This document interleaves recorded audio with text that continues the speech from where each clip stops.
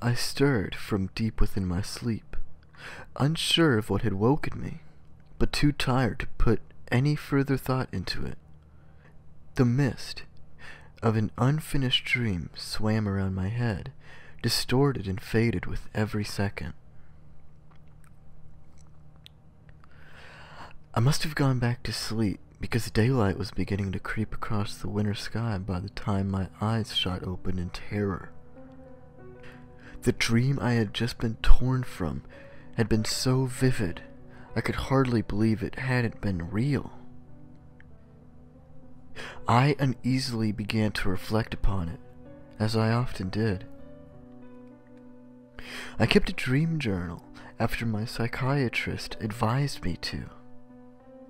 I began to scribble down exactly what had happened before the memory had a chance to escape me. I'd been lying in bed, struggling to sleep. This wasn't unusual, as I often had trouble sleeping.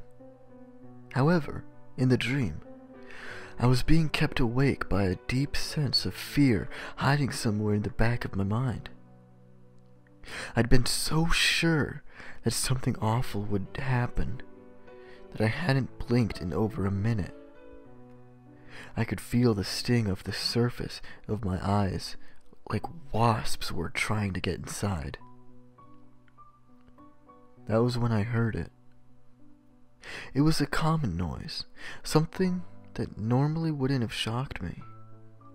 As I lay in the still blackness of my bedroom, I heard a key scratch at my front door, followed by the creak of ancient, unoiled hinges.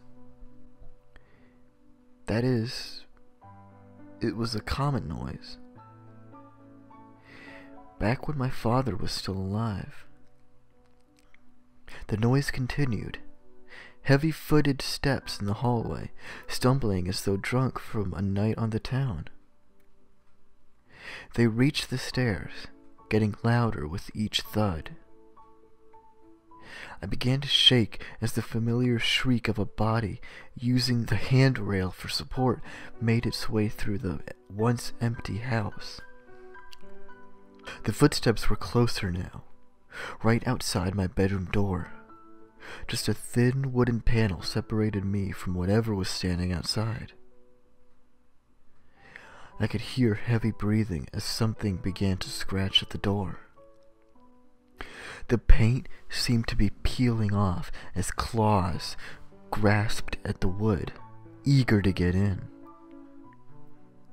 As I lay, paralyzed in my bed, eyes wide open, staring across the room, the door crashed to the ground, and it cast a dark, menacing shadow into the room. I woke up. Putting the pen and paper down, I finally realized why I'd felt so uneasy. On the floor lay the remains of my bedroom door. I looked up into the now light enough to see room. And he looked back at me.